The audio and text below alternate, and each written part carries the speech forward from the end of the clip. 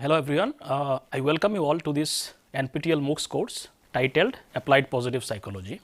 Now, I will be the instructor for this course and my name is Dilwar Hussain. I teach psychology in the Department of Humanities and Social Science at IIT Guwahati.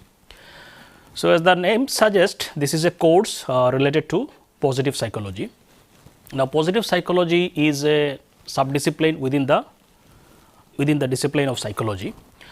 Now, psychology as a discipline, it aims to scientifically study, mental processes and behavior. So, this whole approach of psychology is to use scientific methodology to collect data and understand about human being, the different aspects of human being. So, it wants to study all kinds of mental processes and behavioral aspects. So, as the overall approach of psychology, and it has so many aspects to study. So, just like all the other disciplines, psychology has been divided into various subdisciplines, and one such subdiscipline is positive psychology. Now, before I directly jump into the content of the course, I will just give you an overview of what to expect from this course, what are the things that we will be covering in this course. So, this course is basically 12 module course, and overall there will be 31 lectures. So, what we can expect to learn from this course? So, just to give you a brief overview what positive psychology is all about, obviously this whole lecture will be focusing on the different aspects of the definition of positive psychology, but in a very general sense, positive psychology is the scientific study of healthy and flourishing life. So, the idea is the positive psychology aims to study what makes our life better in terms of how can we make it much more healthier and flourishing and thriving life. So, the focus is on the positive dimensions of human behavior. So, it studies what is going right with people and how to use those insights and tools to help people to thrive and flourish in their life. So, the positive psychology seeks to empower normal individual to lead more fulfilling lives. So, the idea is to empower normal individuals to lead more fulfilling and the flourishing lives. So, the idea is basically the focusing on the positive dimensions of human behavior. So, in this course, we will be focusing on various significant topics that are discussed within positive psychology and elaborate on how to use those insights from these topics, theoretical insights, and how to use those insights to apply in our day to day life, using in terms of strategies and interventions. So, what are the topics that we will be covering in this course? As I said, this is a 12 module course, and we will be focusing on various significant topics which are very important in understanding positive psychology. So, we will be focusing on topics related to well-being, flourishing and positive mental health in the first module. Then we will be talking about positive emotions and happiness in the second module. Then we will be talking about optimism and hope in the third module. Then we will talk about mindfulness and flow. We will talk about in the fifth module psychological strengths and assets. In the sixth module, we will be talking about resilience and post-traumatic growth. Seventh module, we will be talking about meaning and purpose in life. Eighth module, we will be talking about kindness and prosocial behavior. Ninth module, we will be talking about positive interpersonal relationships. The last three modules, 10, 11 and 12 will focus on specific application of positive psychology in certain areas of or domains of human life, more specifically in the education and classroom teaching, then in the workplace, and the last module will talk about how to use positive psychology in therapy and counseling in the areas of therapies and counseling. So, this will be some of the major topics that we will be talking about in this course, and the approach of this course is mostly applied, because the title of this course is Applied Positive Psychology. So, we will be focusing largely on how to use these concepts. We will understand obviously the theoretical concepts and the conceptual understanding of all these topics, and each of these topics will also focus on how to apply the understanding of these theories and concepts and apply them in the real world settings in terms of strategies and interventions. So, the focus is also equally will be giving on the application part of all these concepts in order to make human life better, flourishing, thriving and so on. So, let us start with the module 1. So, the module 1 of this course is titled as Introduction to Positive Psychology, and this is the first lecture of the module 1. So, in module 1 we have 3 lectures. So, this is the first lecture of the module 1. So, the first lecture is about, we will be focusing on the understanding what this positive psychology is all about. We will look into little bit of the background of the positive psychology in terms of historically how it developed, and why we should study positive psychology, what is the significance of studying positive psychology. So, this will be the focus of this particular lecture. So, more specifically the key concept that we will be discussing in today's lecture include, we will define what is positive psychology, we will talk about different dimensions of positive psychology, we will talk about some of the historical background, what historical background that led to the development of this subdiscipline. We will also talk about what is the need for positive psychology in terms of what is the significance of positive psychology in the whole domain or whole discipline of psychology, what is its importance within psychology, modern psychology. So, psychology and other subdisciplines, how positive psychology is connected to other subdisciplines of psychology, that will also focus. We will also talk about how positive psychology and humanistic psychology are different from each other, or in what ways they are similar. And at the end we will be discussing whether positive psychology is only talking about positive aspects, are they indifferent to sufferings and negative aspects. We will address this question at the end also. So, this will be the main topics or segments of this lecture. So, let us start the concept of, let us introduce the concept of positive psychology. Now, Martin Seligman is generally considered as the father of positive psychology or founder of positive psychology. So, he said, so this is the statement given by him. So, that kind of gives a gist of what positive psychology is, the philosophy behind it. He said, psychology is not just study of weakness and damage, it is also the study of strengths and virtues. Treatment is not just fixing what is broken, it is nurturing what is best within us. So, what he said, that psychology is not just about treating disorders, fixing weaknesses or what is not working, what is not functional. Psychology also is about nurturing what is good within us, what potential we can kind of actualize. It also should focus on what are the strengths human beings have, what are the virtues human beings have. All these things should also be studied to make kind of, to holistically understand human being. So, that is the basic idea what led to the development of positive psychology. So, what is positive psychology? Just to give you kind of understanding of it, a little bit of how it came about. In 1998, Martin Seligman he gave the inaugural lecture as a president of American Psychological Association. So, he became president and he was giving his inaugural lecture. That lecture where he emphasized the need for studying positive psychology. So, in that lecture he reminded and urged psychologists to remember 3 missions of psychology. What are those 3 missions? One is curing mental illness, improve normal lives and nurture high talent. So, he said psychology set to study these 3 main missions. These were the 3 main missions of psychology. One is to cure mental illness, then improve normal lives, and third is nurture high talents or people with gifted qualities and with high exceptional talents and so on. However, psychology has overlooked these last 2 missions of psychology, that is how to improve normal lives and nurture high talents. These were never given enough attention throughout the history of psychology, and these 2 were overlooked, and major focus actually went into treatment of mental illnesses. So, he said now it is the time that psychologists look into these 2 overlooked areas or missions of psychology, which were not given enough attention throughout the history. So, that is how to cultivate human strengths and nurture geniuses. These 2 aspects were not given enough attention. So, to address this omission in the field of psychology, means these 2 aspects were not really given enough attention, Seligman set out with intention to create a new direction and orientation for the discipline, which was later called as a positive psychology. So, this address actually led to the development of this whole subdiscipline of psychology called as positive psychology.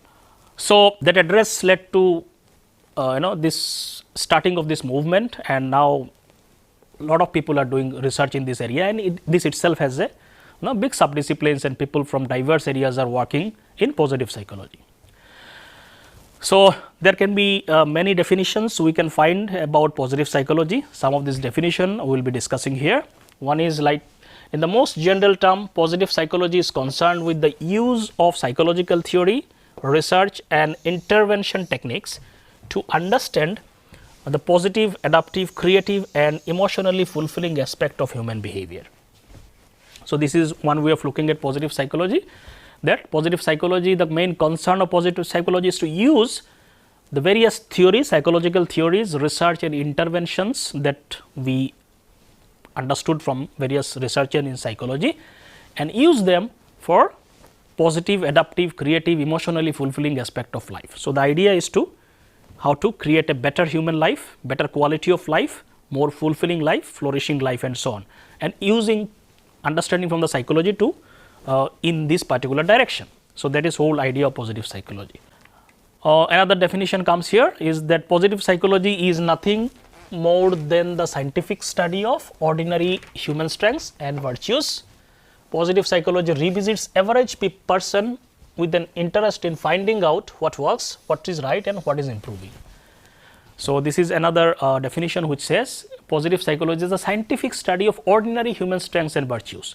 So, we should remember that in positive psychology we are not talking about studying only extraordinary capabilities of human being. Every human being has strengths and virtues. So, these ordinary human beings are studied, and how can we improve those positive qualities within them. So, that is the idea. Ordinary human beings strengths and virtues are studied and they are promoted.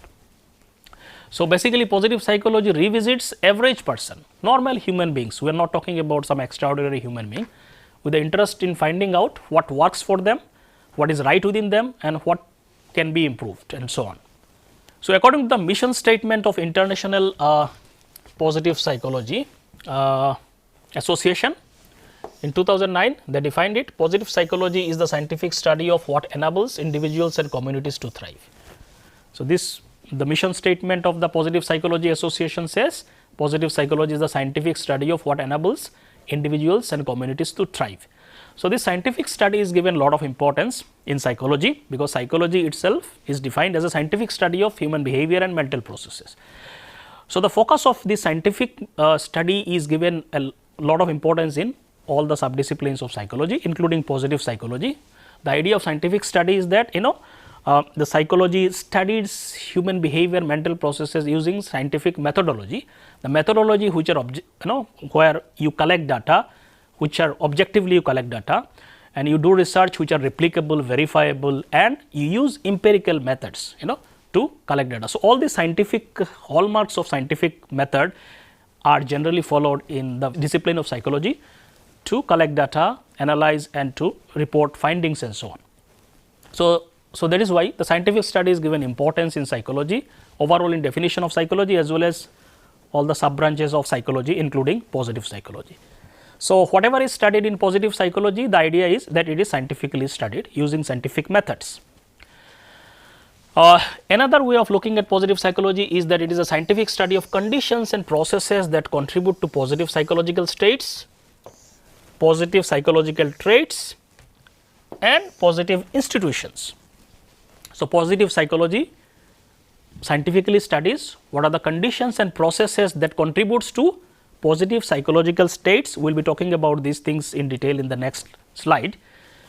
So, it studies positive states, positive psychological traits and positive institutions. So, these are the three pillars of positive psychology which we will be talking in detail in the next lecture, next slide. So, it studies all these diverse aspects, not just individuals, it also studies institutions which and how to make it more positive and so on. So, from this definition we can also say that positive psychology has three important pillars or dimensions. So, positive psychology focuses on number one, positive subjective states, positive individual traits. So, it should be traits and positive institutions. So, positive states, positive traits and positive institutions. So, let us see one by one what are these three aspects. Now, positive psychological states or positive subjective state basically includes the state or the mental states of human beings which can be called as a positive. Now, this positive state includes various aspects. Number one is that positive state include positive emotions like happiness, joy, life satisfaction, relaxation, love, intimacy and contentment. So, all the positive emotion, whenever we experience positive emotions, we can say we are in a positive subjective states or our state of mind is in positive states. So, positive psychological state is contributed by positive emotions.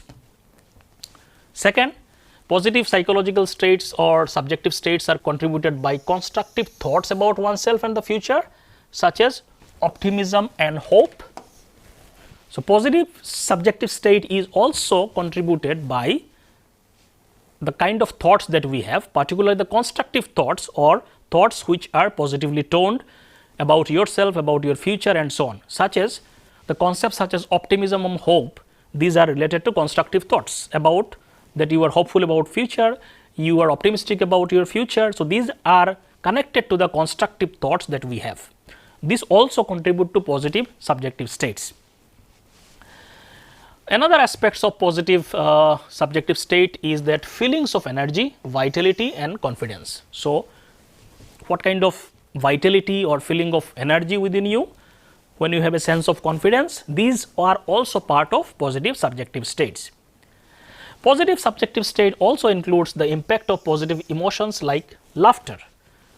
The consequence of positive emotions such as laughter also contribute to positive states. So, positive emotions also contribute and the consequence of positive emotions such as laughter also contributes to positive emotional states.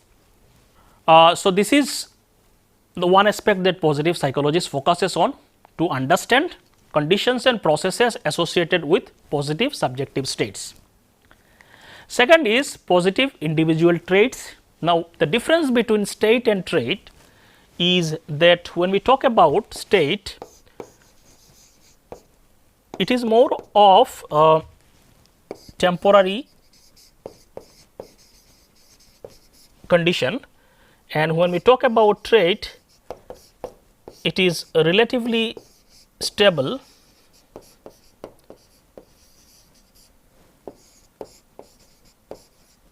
condition. So, when we talk about trait, we are talking about relatively stable conditions. That means, state keeps changing more frequently, but traits are more stable. So, when I say I have a trait of let us say courage or perseverance, that means it is something that is relatively stable characteristics of myself.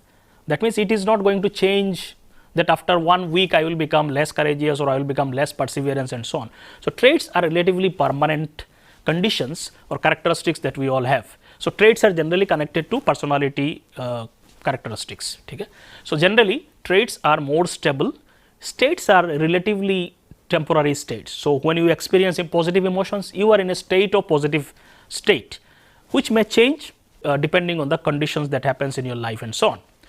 Traits are relatively permanent, they do not change, often change, so they are more like a the stable characteristics of the individual.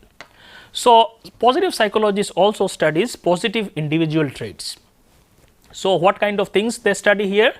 So, at the personal level, positive psychology emphasizes positive individual traits which are positive behavioral patterns observed in individual over time. So, various positive behavioral patterns which are relatively stable within individuals are studied under positive individual traits, which may include things like courage, perseverance, integrity, wisdom. So, these are the trait like characteristics which are relatively stable aspects of human beings. It also involves the capacity to cultivate an appreciation for aesthetics, harness creative potential, striving for excellence and so on. These are also aspects of positive individual traits. In essence, positive psychology explores positive behaviors and traits that were previously described in terms of character, strengths and virtue. So, basically it talks about various strengths of characters, strengths of virtue, all these things are studied in positive psychology. We will be discussing all these things in more detail in the upcoming lectures. So, this is another aspect or domain of positive psychology which studies conditions and processes associated with positive individual traits and how can we kind of improve them and use them in the different aspects of our life. The third pillar of positive psychology, that it studies positive institutions. Now, positive institution means basically positive psychology not only looks at only individual aspects or individual conditions, rather it also studies the group level phenomena, institutional level phenomena. So, at the group level or societal level, positive psychology emphasizes the establishment, development and sustainability of positive institution. So, it looks into the different aspect of institutions which can be called as positive, functional, more creative, what makes institution positive, what are the conditions, how it can be established, how it can be developed, how it can be sustained. So, all these conditions are also studied under positive psychology.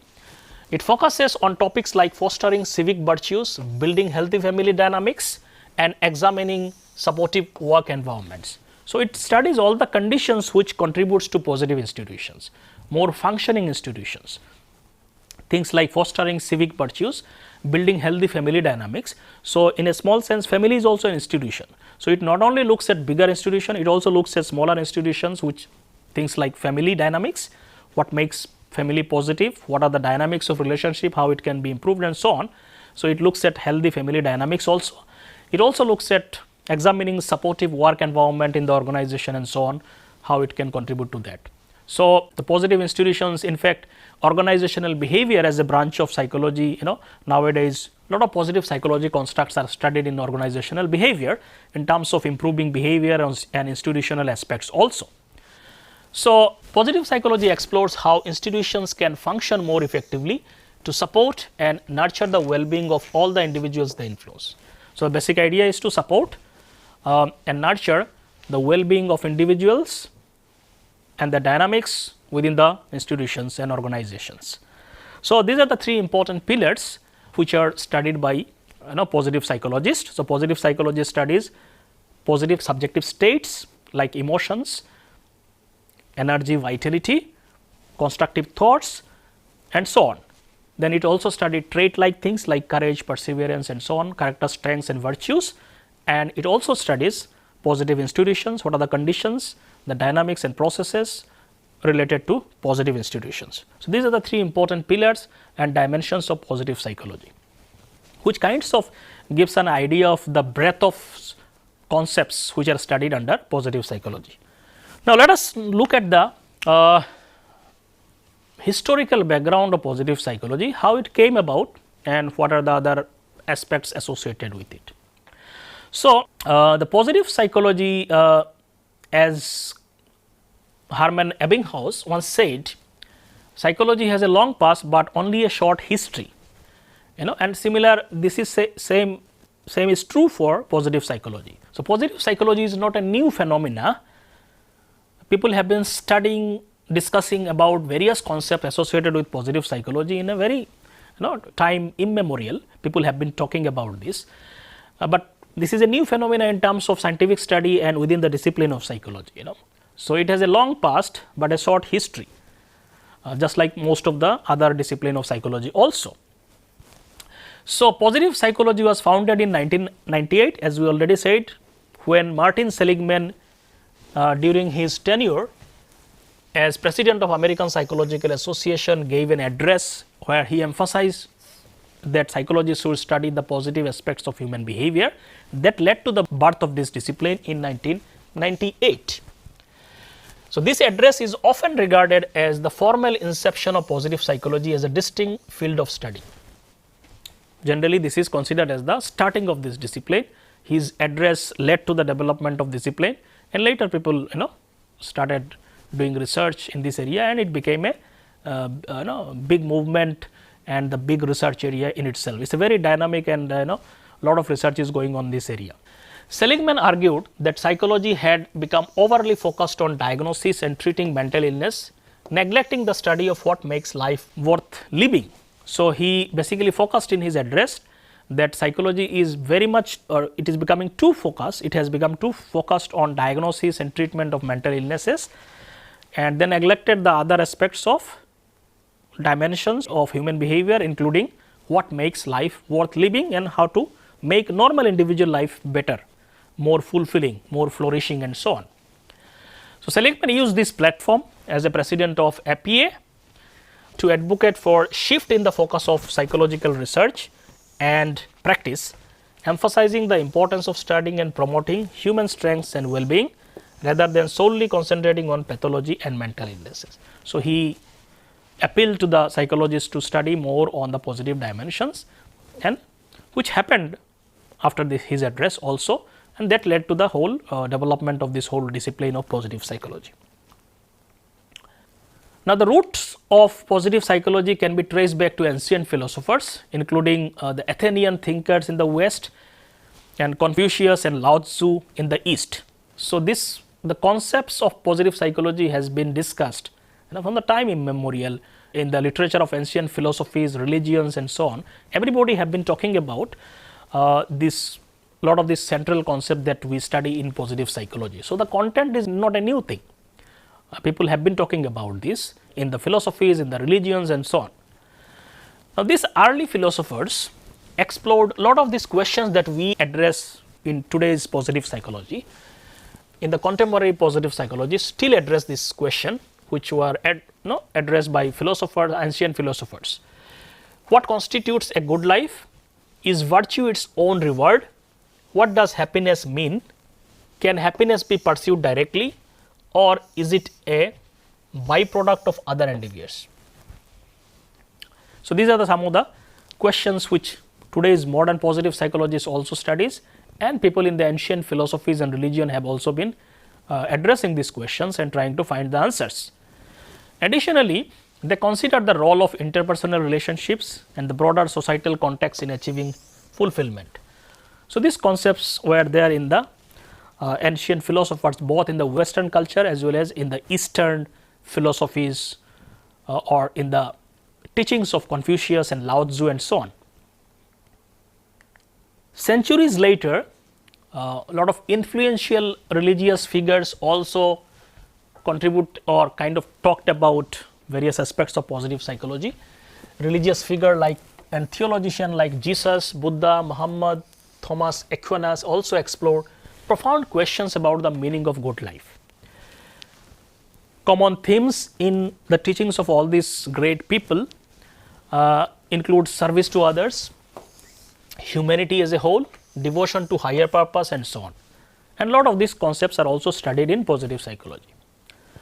Modern positive psychologists similarly highlight the importance of leading a meaningful life, recognizing that such meaning can be derived from both spiritual and secular pursuits. This perspective places the psychology of religion at the forefront of the discipline, which has not been much focused earlier. So, a lot of these concepts that the great philosophers, great religious figures and theologians talked about are also studied in positive psychology. So, historically we can trace back quite back in the time where people have been talking about these ideas. So, that is why it is said that positive psychology has a long past, but short history in a sense. Scientific study of positive psychology is relatively recent thing that evolved. The foundation of positive psychology were established well before 1998. So, even it started with the 1998 address of Martin Seligman. The foundation for positive psychology was established much before that in the academic study from the point of view of academic study also.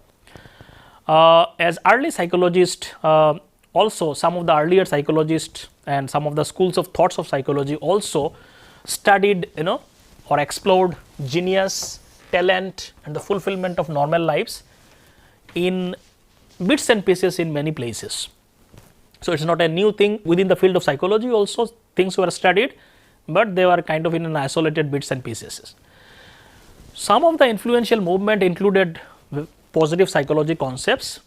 Some of this include like humanistic psychology, which will be focusing little bit more detail in this lecture also. That humanistic psychology was one of the first school of thought within the psychology discipline, that they talked about positive dimensions of human behavior. They talked about self-actualization. They talked about how to actualize human potential and grow and so on. So, they were in fact the positive psychology term was first used by Maslow, who was a humanistic psychologist, Rogers, another person who also gave a lot of emphasis on studying positive concepts. So, humanistic psychology was one of the important school of thought that actually talked about positive psychological concepts in detail. Other concepts like utopian educational visions from A.S. Neil, he also talked about how to use holistic education. So, his visions of holistic education and talking about well-being of students and emotion regulation and all these aspects, which also are generally talked in positive psychology also. So, this was also studied in 1960. Other movement like primary prevention program centered on wellness led by L.B. and Cowan in 1994. So, that prevention program also talked about a lot of positive psychological concepts, like we should focus on proactive steps and preventing diseases rather than focusing only on curing and so on. So, we should focus on wellness, understanding wellness to prevent diseases and so on. So, these are some of the concepts which are also very much related to positive psychology. Bandura's research on human agency and self-efficacy are also very much connected to the positive psychology concepts which were studied in 80s and so on. So, a lot of this movement that happened were very much positively toned and they are very much in alignment with the positive psychology. So, all this movement also contributed to the development of positive psychology before it became a separate subdiscipline. Additionally, many other studies on giftedness, extraordinary individuals with high potential, they are also connected to the positive psychology movement. The concept of multiple intelligence proposed by Gardner in 1980s also talked about certain positive dimensions of behavior and the different aspects of positive intelligences, and the quality of life study in medical and psychiatric patient that extended just beyond symptoms treatment and so on, improving the quality of life and so on. These are also contributed to the understanding of positive psychology. So, these things happened before the start of the discipline and they contributed to the this whole movement of positive psychology. So, contemporary positive psychologists, they do not claim to have invented all these concepts of happiness and well-being, to have been the first to study them scientifically. They never claim that, because these things were happening and a lot of other people have already studied these concepts. Instead, they have provided an umbrella term for previously isolated theories and research, advocating for the establishment of dedicated field within psychology that focuses on what makes life worth living. So, the contribution of positive psychology is that it kind of took all this isolated movement into one umbrella, which were previously isolated theories and concepts. They were not focused they were not studied in a systematic manner, they were very only isolated theories were there, and they kind of took all these things in under an umbrella term or a subdiscipline and created a dedicated field within the psychology which focuses on all these positive dimensions of behavior. So, it kind of consolidated all these previously isolated things, and obviously they also added on to that. So, this approach emphasizes the importance of studying positive aspect of human life along with negative ones. So, positive psychologists, they never deny the negative aspects of behavior also, they only focus on studying positive aspects. Now, if you look at this figure, it kind of very shows, whether it is visible or not, I do not know, but it shows how some of the important events that led to the development of positive psychology and after the positive development also. For example, in 1907, William James, who was president of American Psychological Association at that time, called for research on putting human energy to optimal use. So, he was one of the first people who talked about directing human energy for optimal use in the positive direction. So, this is one which is also connected to positive psychology movement, which also kind of, you can say, one of the precursor for that. In 1941, the United States entered the World War II. The World War II also kind of has an important connection to positive psychology, because this is World War II increased the number of clinical psychologists to meet the mental health needs of returning soldiers.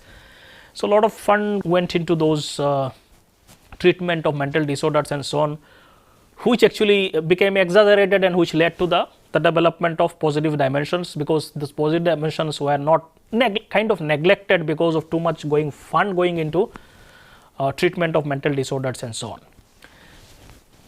In 1954, Abraham Maslow coined the term positive psychology in his book Motivation and Personality. So, this was the first use of this term, and that led to also the development of positive humanistic psychology, which also contributed a lot to the positive psychology. In 1998, the first Martin Seligman delivered his address, which led to the formal starting of this particular subdiscipline. In 1999, the first positive psychology conference held in Mexico. So, that was the first positive psychology conference. In 2005, first master's program in positive psychology started in the University of Pennsylvania, where Martin Seligman is a faculty. 2006, the first Journal of Positive Psychology published its first issue, and in 2018, positive psychology celebrated 2 decades since its official founding in 1998. So, these are some of the important landmarks or developments historically that happened connected to the positive psychology subdiscipline. Now, let us address the question, why do we need positive psychology? What is the significance of it? What is the need for it? Why so many people are doing research in this area? What is the significance of it? Now, let us address this question from the different perspective. So, positive psychologists argue that mainstream psychology has historically focused on negative aspects of human life, despite occasional interest on topics like creativity, optimism and so on. So, the main reason why positive psychology was kind of developed in the first place, or lot of attention went into it, is historically psychology have been focusing on mostly on the negative dimensions of disorders and treatment and diagnosis, which was also necessary at that time, because treatment of disorder was much more important and lot of funding was going in that direction. So, that was required and it happened, but what happened is that because of that the positive dimensions of human behavior research in those areas were not given enough attention. So, it kind of picked up after that. So, originally before World War II, psychology had 3 missions, as we already said, that curing mental illnesses, improving normal lives and nurturing high talent. However, after World War II, the focus completely shifted to treat mental illnesses. This shift occurred due to the allocation of government resources towards addressing psychological illness and psychopathology in response to the massive human crisis caused by wars. So, a lot of this war happened, and because of that soldiers and civilians, this lot of psychological disorders are also associated with the wars. So, a lot of these government resources, funding agencies were giving fund to understand the various psychological disorder and their treatment. Because of that, this whole attention went into the treatment of mental disorders and so on. The other 2 missions, like improving normal lives, nurturing high talents, were completely, most of the time, mostly neglected, and fund was not going mostly in those direction. So, because of this, psychology adopted a disease model which has been effective in treating mental illnesses and like depression, personality disorders and anxiety. So, the disease model became much more popular, and obviously it had benefited a lot also in terms of understanding disorders and treatment of disorder. However, this model has led to a negative perception of psychologists, as they focused only on diagnosis and treatment of problems, neglecting the improvement of normal lives and nurturing high talent. As a result, people commonly associate seeing psychologists with having problems rather than improvement of personal growth. Because of this too much of research or focus on treatment of disorders, psychologists became associated with treatment of disorder rather than improving normal lives or personal growth. These were not typically associated with psychologists. So, focus on pathology in psychology has come at a cost, leading to neglect of what contributes to human flourishing. So, that was needed, it happened, but the problem was that other aspect of the positive functionings and experiences of human life, all these aspects were not given enough attention, or psychologists did not study them enough.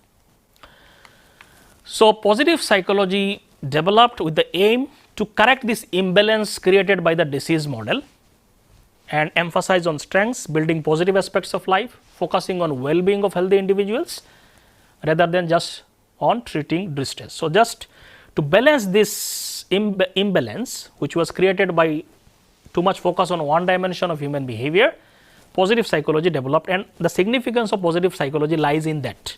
It is trying to balance that imbalance created by disease model. So, positive psychology remains grounded in the same scientific method. So, that is something very important. This scientific method is something that is at the foundation of positive psychology. It is grounded in the scientific method. It is not just some only motivational discipline where it talks only about positive dimension, how it contributes to good life and so on. It is completely based on scientific methods and the research. It is based on scientific methods as like traditional psychology, but focuses on different and often more engaging topics and shifts the perspective by asking questions which are different from the traditional what psychologists used to study. It asks questions like what works instead of what doesn't, and what is right with persons instead of what is wrong. So, the perspective shifted from only treatment of or focusing on or curing what is wrong and what doesn't work into what works and what is right with the human beings. So, the shift happens, and that is what the positive psychologist focuses on. So, studying positive psychology is important for two main reasons. The significance almost from this background came up. It aimed to create the balance, and more specifically two important reasons. One is that it counterbalances this innate tendency of human focus more on negative experiences than positive ones. So, there is an innate tendency within human being also, and also focus more on the negative, because negative experiences than the positive ones. So, and anyway the funding was also going in the negative dimensions of human behavior, and there is a natural tendency within human being also to focus on negative experiences than positive ones, because our attention goes to the negative much more than positives. So, most studies have documented our negative bias across life domains, showing the negative experiences influences financial decision, friendship, relationship, and more heavily than positive ones. Most of the research shows that negative experiences impacts us more than the positive ones. So, and there is a natural tendency towards bias towards those negative experiences as compared to positive ones. Historically, psychologists also kind of mirrors this bias in terms of their research. A review indicated that fewer than 2% of articles published in psychology journals between 1992 and 2000 address positive psychology topics. It is less than 2%, only focused on certain positive aspects of human behavior. Rest of it was about the disorders and other normal functionings. So, positive psychology aims to address this imbalance. So, this is the most important thing. So, that its aim is to create the balance in this imbalance situation without ignoring the negative aspects of life. So, positive psychology is not ignoring that negative aspects, it is there, and a lot of studies have already gone, and it will happen. But to balance that, too much focus on one side, the positive psychologists are aiming to address the different questions which are positive in their nature. So, this is one important reason why we should study positive psychology. Second reason for studying positive psychology is the inherent value of positive experiences. Positive experiences are themselves valuable states and traits which we should study because they contribute to the quality of our life. So, while negative events act as buffer against bad experiences, positive psychology asserts that topics like happiness, purpose, strong relationships are essential for well-being of life. So, for well-being of life, for contributing or enhancing the well-being of our life, studying positive psychology, automatically it has an inherent value to it. This perspective encourages us to focus on what is genuinely contributes to the fulfilling life rather than solely only on absence of negative states. So, ultimately positive psychology seeks to enrich our understanding of human potential and well-being beyond merely avoiding problems. So, all these positive psychological concepts can contribute to the well-being of our life, improve the quality of life. So, that is why they are important and they should be studied. Now, let us look at how positive psychology is connected to the other subdisciplines of psychology.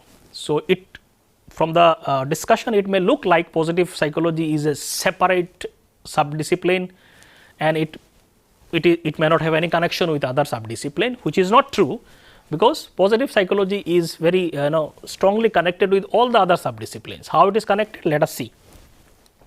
So, if you look at the normal distribution curve, obviously in one end where very less number of people with clinical psychology studies those people with difficulty in functioning, people with disorders and psychological problems and so on, emotional problems. So, that is where clinical psychology deals with this aspect. Most of the people who are so called in the normal range are studied by subdiscipline within psychology such as social psychology, personality psychology, development psychology and so on. All these branches of psychology are basically they focus on normal functioning of individuals, they do not directly focus on the disorders and so on. Clinical psychologists focus on the disorders and difficulty in functioning, emotional problems and so on.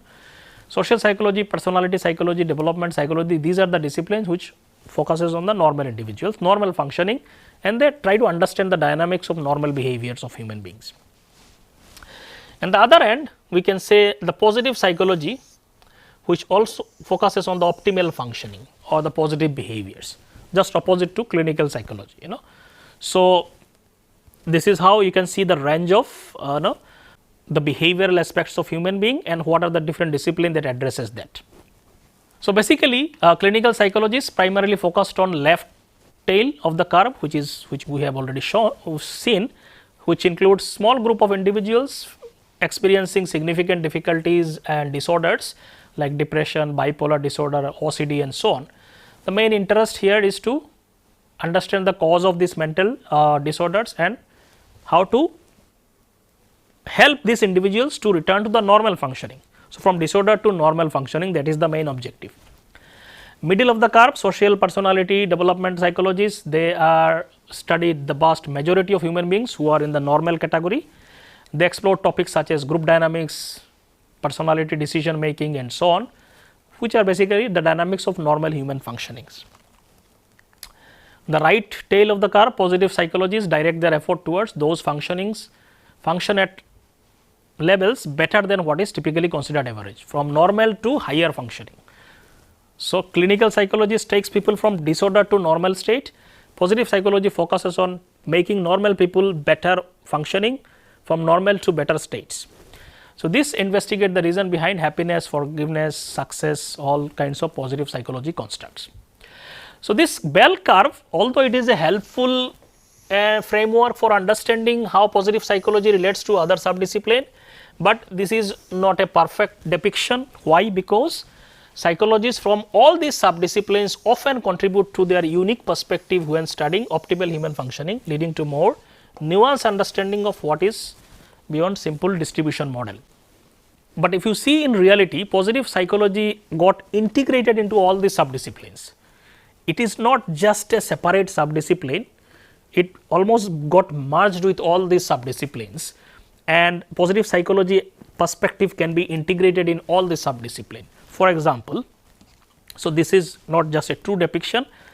For example, how various subdisciplines can integrate positive psychology. For example, clinical psychology, they can understand the role of positive psychology construct in treating and preventing psychological disorders.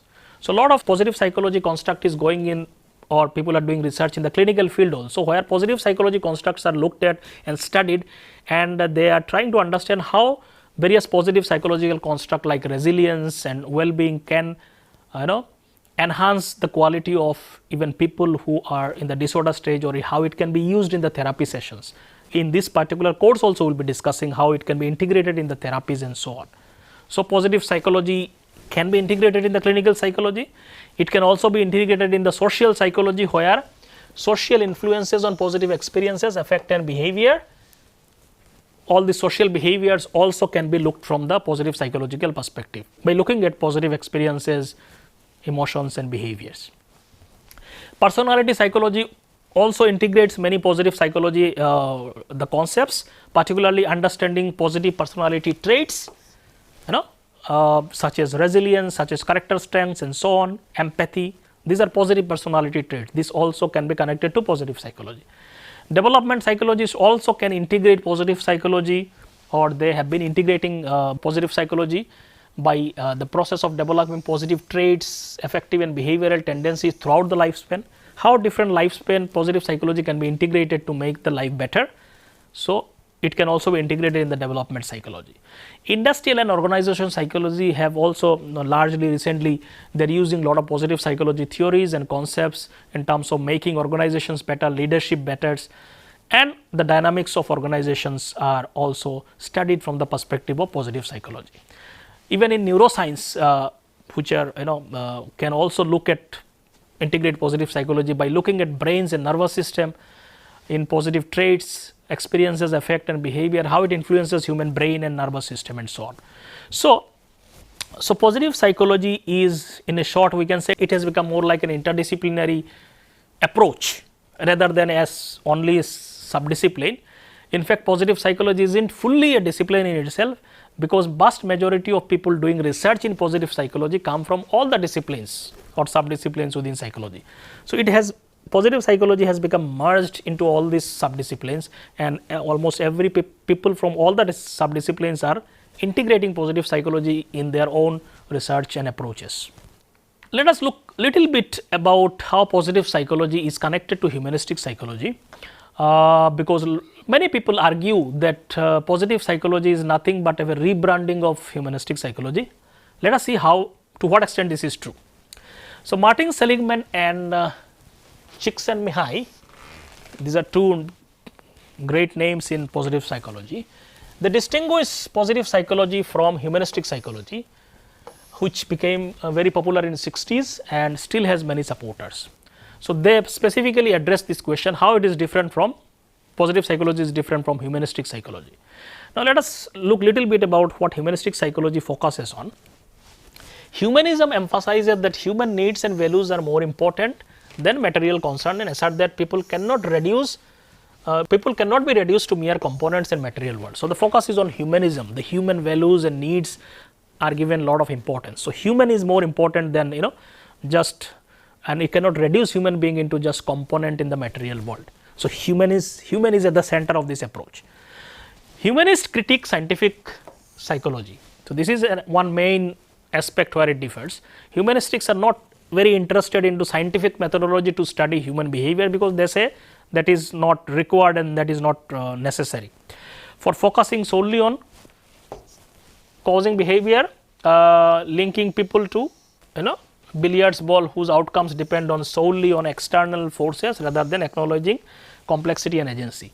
To understand the complexity and agency of human behavior, we cannot just focus on scientifically study them as giving numbers and looking at people, because it reduces the complexity and agency of human being. So, they are not very much interested into scientifically studying human beings. Prominent psychologists in humanistic traditions such as Abraham Maslow and Rogers emphasize the concept of self-actualization, where individuals strive to reach their full potential. So, one of the central idea of positive psychology is self-actualization. Almost all the big names such as Abraham Maslow and Carl Rogers, they focused on this concept of self-actualization, understanding human potentials and making it, how to kind of facilitate it and so on. So, they argued that while various conditions can hinder self-actualization, altering this condition can allow individuals inherent potential to unfold and so on. So, they focused on these aspects. They were completely kind of against psychoanalysis and behaviorist school of thought, and that is why they are also called as third force in psychology, because they are they evolved as a reaction against psychoanalysis and behaviorist. Psychoanalysis was very much deterministic, based on role of unconscious mind in human behavior, that human being does not have much free will, because they are completely largely governed by unconscious mind. Behaviorists were also very much deterministic in their approach, where they are focusing on human behavior as an outcome of only environmental influences. So, somewhere this whole human agency and human values and at the center of human free will, all these things were not included in this school of thought. So, they rejected those ideas and they evolved their school of thought, that is why they are called as a third force in psychology. So, humanist psychology also intersect with existentialism. They kind of also have many parallels with existential psychology, existentialism as a philosophy, which emphasizes human person's subjective experience is paramount. So, they focused on subjective experience, how a person perceives the world and feels the world is most important, and humanistic also psychologists also agree with that. Existentialists basically argue that there is no fixed human nature, instead each individual defines themselves through their choices and actions, shaping their identity in a unique way. So, one of the important implicit in the humanistic perspective is the critique of scientific psychology. So, they are not very much in favor of scientific psychology, which is traditionally practiced, which often overlooks the most significant aspects of human existence. So, in that sense they are also more aligned with the philosophical schools of phenomenology, which is also an intellectual movement that seeks to describe person's conscious subjective experiences. So, they are more aligned towards existentialism, phenomenology and so on. So, and they generally critique scientific methodology in studying human behavior. So, that is somehow the briefly about the main ideas behind humanistic psychology. Now, let us see how it is different from positive psychology. So, in the light of this background, Seligman and Csikszentmihalyi asserted that positive psychology is distinct from humanistic and existential psychology mainly for two reasons. One is that positive psychology acknowledges both positive and negative aspect of life as authentic experiences, whereas humanistic typically assume that people are inherently good, though this is not universally held. Humanistics, they do not give too much focus on the negative aspects of human behavior.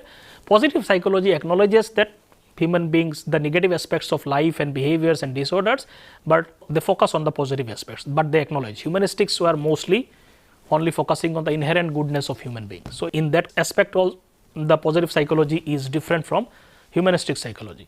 Second is positive psychology is firmly committed to the scientific methods, while humanistics often express skepticism about science capacity to illuminate what truly matters in human experiences. This is the most important distinction between positive psychology and humanistic psychology is the methodology. Positive psychology is firmly established on scientific methodology, quantitative studies, they also have qualitative studies, but they firmly based on scientific study and finding based on research they promote in terms of using them and so on. Humanistic psychology, they express skepticism about this approach to study human beings, and they are mostly related to phenomenological approach they focus on. So, these are the two main reasons why positive psychology is different from humanistic psychology. So, in sum, both positive psychology and humanistic psychology are close relatives in terms of their contents. Some features are identical and some can be distinguished, but in terms of contents of study, lot of things are same. In terms of methodology, they are very different.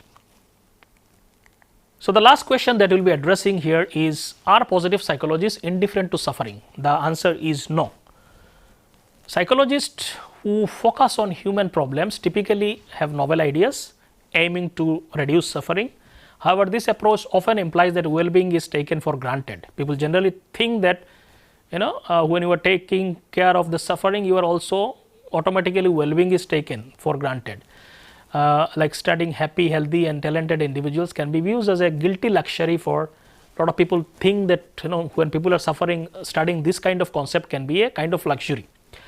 However, this is not true in a sense that positive psychology offers an alternative perspective, suggests that a deeper understanding of well-being can enhance our ability to assist individual whether they are experiencing difficulty or not. So, if you have a higher sense of well-being, it can enhance or it can prevent problems, or it can enhance our ability to deal with those problems and sufferings and cope with the difficulties of life.